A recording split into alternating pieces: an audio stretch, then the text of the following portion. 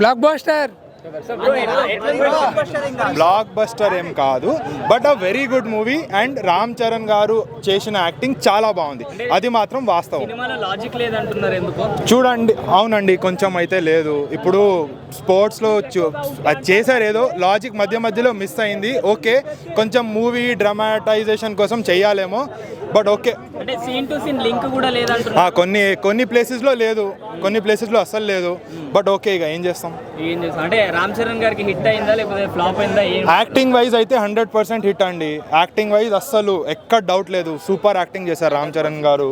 But overall movie ఎట్లుంది అంటే కొంతమంది ఎందుకో యావరేజ్ అంటున్నారు, నాకు యావరేజ్ అనిపించలే, అబవ్ యావరేజ్ అనిపించింది. ఇంత యావరేజ్ సినిమాకి 10 సంవత్సరాలు రాసుకోవాల్సిన అవసరం ఏముందంటారు బుచ్చిబాబు గారు? ఇది 10 సంవత్సరాలు రాశారా? సారీ అండి, నాకు తెలియదండి ఆ మాట. అంటే ఐ థింక్ 1996 నుంచి మొదలెట్టి అట్లా అయిందేమో, బట్ 10 సంవత్సరాలు తప్పు, నాకు తెలియదు. లేదండి, రాసుకుంటున్నారంటే 10 years నుంచి కష్టపడుతున్నాను ఈ స్టోరీ మీద అని అన్నారు. అంత కష్టం.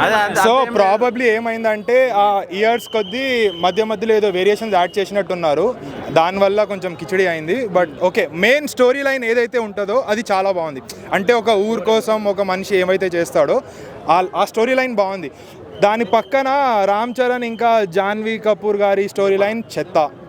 దాంట్లో ఆబ్జెక్టిఫికేషన్ నెక్స్ట్ లెవెల్ ఉంది. అసలు ఈ 2026లో అలాంటి ఆబ్జెక్టిఫికేషన్ చేయడం ఏంటి, మళ్ళీ దానికి మనం సభ్య సమాజానికి మెసేజ్ ఏమి ఇస్తున్నాం ఏంటి అనేది కొంచెం మనం ఆలోచించాలి. జాన్వీ కపూర్ గారిని ఓన్లీ ఎక్స్పోజింగ్ కోసం తీసుకొచ్చారని చెప్పి మాట్లాడుకుంటున్నారు. అవును, కరెక్ట్, 100% కరెక్ట్. అవునండి, నేను అబ్బాయి కాబట్టి నేను అట్లా చెప్తే మళ్ళీ నన్ను వేసుకుంటారు. బట్ నిజంగా చెప్పాలంటే అదే, ఇప్పుడు అట్లా చేసి మళ్ళీ దానికి జస్టిఫికేషన్ ఇస్తే ఇంకా గలీజ్ ఉంటుంది.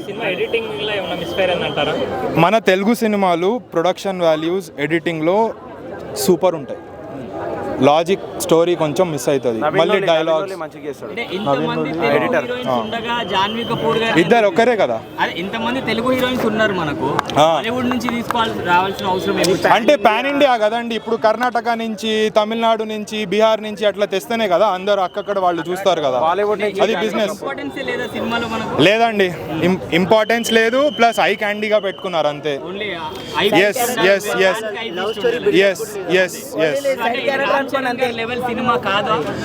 అదే అంటున్నా, మళ్ళీ రామ్ చరణ్ గారి మెయిన్ స్టోరీ లైన్ ఏదైతే ఉందో అది బాగుంది. దానికి తగ్గట్టు రామ్ చరణ్ గారు యాక్టింగ్ చేశారు, సూపర్ చేశారు. బాడీ మాత్రం ఇదగ తీశారు, అదే అంతే. ఆ తర్వాత లేదు, ఆచార్య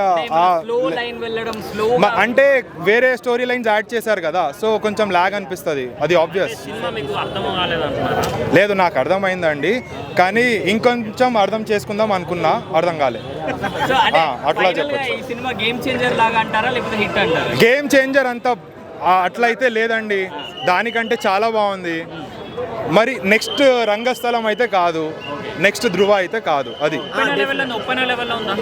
ఉప్పెన లెవెల్లో లేదండి. అంటే ఉప్పెన లెవెల్లో ప్రాపర్గా ఆ లవ్ స్టోరీనే మెయిన్ స్టోరీగా పెట్టారు కదా, అది బాగుంది. ఆ మొత్తం ఓవరాల్ ప్లాట్. ఇక్కడ అట్లా లేదు, లవ్ స్టోరీ వేరు, యాక్చువల్ స్టోరీ వేరు, అట్లుంది. బ్లాక్ బస్టర్ మొత్తానికి, ఇండస్ట్రీ కాదు. అంటే డిఫరెన్స్ ఏంటి? అంటే అదే అంటున్నా, యాక్టింగ్ వైజ్ చూస్తే బ్లాక్ బస్టర్. రామ్ చరణ్ గారు యాక్టింగ్ అయితే బ్లాక్ బస్టర్.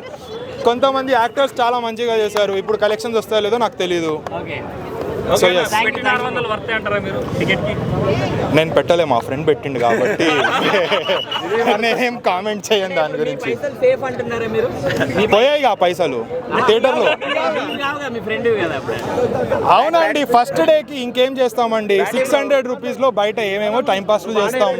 దానికి ఓకే 600 పెట్టొచ్చు, అంటే ఫస్ట్ డే క్రేజ్ కదా, పెట్టొచ్చు, డెఫినెట్లీ పెట్టచ్చు. ఫస్ట్ డేనే పెట్టొచ్చు, మళ్ళీ సెకండ్, థర్డ్, ఫోర్త్ డే పెట్టకూడదు. దానికి మళ్ళీ 200, 300 పెట్టాలి, లేకపోతే అలవాటు అయిపోతుంది మనకి బొక్క. ఏంటిది, ఫస్ట్ డే పెట్టాలి, ప్రీమియర్ షోకి పెట్టాలి, సెకండ్, థర్డ్ డే పెట్టొద్దు. ఎందుకంటే మళ్ళీ అది ప్యాటర్న్ అయిపోయి అలవాటు అయిపోతే మనకి బొక్క, మనందరికి ఎరిపప్పలు అవుతాం. అది సో అందుకు